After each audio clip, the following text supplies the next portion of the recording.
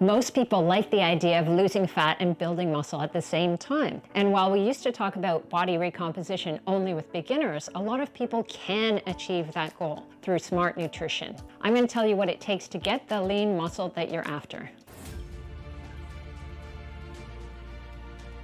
For very experienced trainees who've been consistent and precise with both their diet and their weight training for long periods of time, they might need to do either a bulk or a cut to achieve their fat loss goals. But that's not most people. I've been training for decades, and even I haven't been consistent with both of those things all the time. And in the over 20 years I've been coaching other people, I found that most of them are able to build muscle and lose fat together. With this body recomposition nutrition plan, you're going to be losing fat while building or maintaining your muscle mass. Managing calories and macros, protein, carbs, and fat is going to help you do that. You don't need to count calories to get fat loss. If you increase your physical activities and decrease your food intake just in a general way, like reducing treat foods or the other tips that I'm going to talk about soon, then it will happen. But if you've been following a particular plan for a while and you're not seeing body recomposition changes, then you might want to take a closer look by tracking your calories and macros more precisely for a few weeks. To achieve body recomposition, most people will do well with a slight calorie deficit of about 200 to 300 calories per day. That's for people who are already physically active and within about 20 pounds of their target weight. Most people that I've worked with and who join my online program, the Lean and Strong Academy, fit into that category. If you're a complete beginner to exercise and carrying 40 or so extra pounds, you might see improvements in your body fat levels just by adding exercise. The focus of a body recomposition diet is protein. You need the right amount of protein for muscle growth and retention. I recommend a minimum of 0.7 grams per pound of body weight per day. That's 1.6 grams per kilo per day. There's some argument for going a little bit higher if you're dieting on very low calories for a long period of time. If you're over 35, muscle protein synthesis is not as efficient as it was in our 20s, so we may need more protein to get the same effect. Muscle protein metabolism slows down by about 4 to 5% per decade, and it gets harder to retain lean muscle mass. Also, if you're pretty lean already, you might want a little more protein as well because of protein's role in muscle retention. Loss of muscle mass is more of a risk for someone who doesn't have much fat to lose. In any case, an upper intake of 1 gram per pound per day is the highest I would ever recommend. The key to a body recomposition diet is that you focus on lean protein sources. I've been asked in the comments how you can eat that much protein and still get into a calorie deficit for fat loss. And that's the answer. Protein sources like white fish, chicken breast, whey protein, egg whites, and very lean meats are actually relatively low in calories. So you can have higher amounts of protein in your diet, but still keep your calories low. I'm not saying to only eat lean sources of protein. It's important to get healthy fats from fatty fish, olive oil, avocados. Fat is important for your hormones, so you want to make sure that you're getting enough. If you're tracking, then a minimum of about 25% of your calories from fat is reasonable. Fat will also increase your satisfaction with your meals and of your nutrition plan in general, so you don't want to go too low. Think of a body recomposition diet like this. Your protein is fixed and consistent. Your fat and carbs are flexible depending on your preferences. If you suffer from food cravings, particularly for carbs and sugar, you may do better by reducing your carbs a bit and having more fat. If you love carbs and manage them pretty well, then you can have your fat a little lower, but still make sure you get a minimum of about 25% of calories. For fat loss, it doesn't matter whether you choose between carbs or fat, but protein does matter. Fiber is also important for your health as part of a body recomposition diet. Most foods that contain fiber are also low in calorie density, meaning that you can consume a lot of them for fewer calories. Fruits and vegetables are a winner here. A minimum of 5 servings a day is considered a basic for health. But if you're trying to fill yourself up and eat fewer calories, then you'll probably want even more than that. Just make sure that you're not drowning them in oils and sauces because that's where all the extra calories are going to come from. Carbs in general give you energy for your daily life and for better workouts, and you'll need those workouts for better muscle retention and building. Potatoes, sweet potatoes, and whole grains are all good whole food sources that fill you up and have plenty of nutrients to keep you healthy too.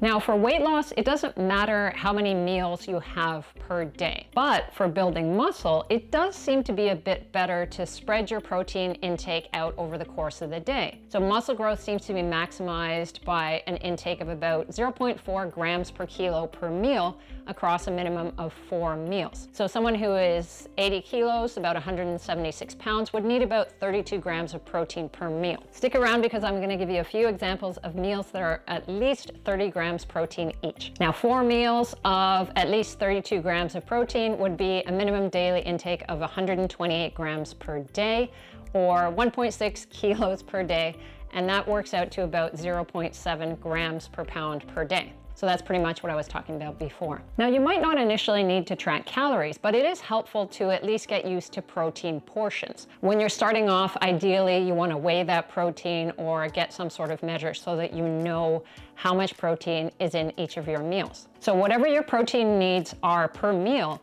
you'll want to get an idea of what that looks like. If you want a really rough way of estimating a solid amount of protein for your body size, use the palm of your hand. So women can use 1 palm-sized amount per meal, and men should try to get 2 palm-sized amounts of protein per meal.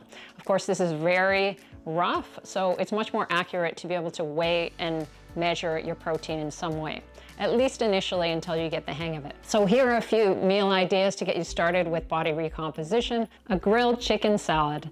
Okay, it's not very original, but it does have a lean source of protein, and you can mix in whatever vegetables that you enjoy: avocado, cherry tomatoes, cucumbers, and then of course a little bit of olive oil for that healthy fat. You can either weigh the chicken breast in advance so you know how much is going to be the right amount of protein for you, or use that palm system that I just mentioned. Turkey, stuffed bell peppers. This is a really interesting way of putting together a ground meat source. I really enjoy ground turkey, so that's what I tend to use.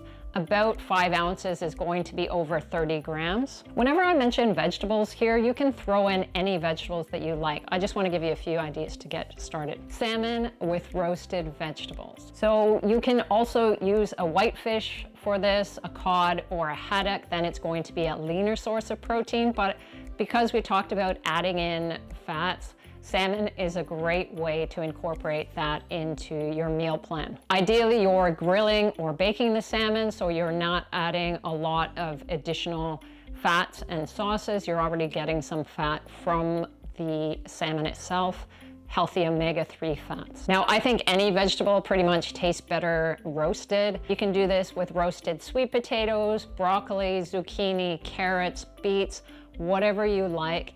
Throw in some herbs on there just to make it interesting as well. There's a lot of options. Beef stir fry with veggies.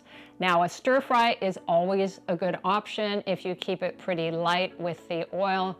You're cooking very quickly and making it flavorful. Again, you can use whatever vegetables you like: onions, bell peppers, snap peas, broccoli.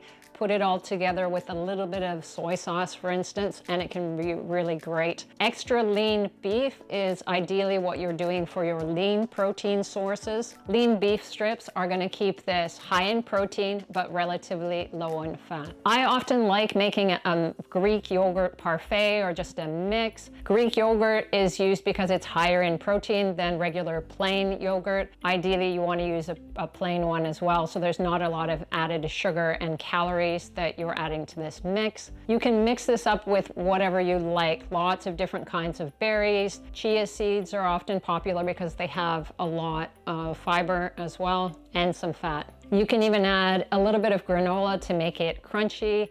And it's okay if there's a little bit of sugar in there, just don't add a ton, but it can make it really satisfying. Now, I did say how much I like stir fries, and if you're looking for a meatless option, then tofu scramble is also a good choice. You can use a firm tofu and mix that up, perhaps saute with spinach or mushrooms, onions or peppers, anything that you enjoy. You see here that there's a lot of vegetables because, as I mentioned, they're low in calories. They can be very satisfying if you prepare them the right way as well. And you're getting enough protein through the main protein source that you're choosing. Meatballs are another great option for high protein. I tend to use a very lean turkey ground meat. You can use other lean ground meats as well. Now, I know some people like to do zucchini noodles and make it a little bit lower in carbs and calories. That's okay as an option. It is a little trickier than a prepared pasta. If you measure out a regular pasta, preferably whole grain because it has some fiber, it's a good choice as well. So don't force yourself into all these modifications because they only make a small difference in the long term. Omelets are another great choice. Eggs and veggies together are always great. Eggs themselves only have about 6 grams of protein per egg. In order to get 30 to 35, you'd have to do 6 or 7 eggs, and you don't necessarily want to be doing that. You're adding more fat, more calories, but you don't want to avoid the yolks altogether because there's so much nutrition there. That's where all the vitamins and minerals and the healthy fats are as well. So you don't want to avoid the yolks altogether. But sometimes it's a good idea to have 2 yolks and then add egg whites, and that ups the protein content of your omelet. Now you can make your omelet with spinach, tomatoes, mushrooms, onions. I like a bit of cheese in there as well, so that adds a little bit of fat. Not so much protein with most types of cheese, but it can add to the satisfaction of that meal. The last high protein meal I'm going to suggest is what I call the Ivana style meal. I'm not much of a cook. My husband does most of the dinners in our household.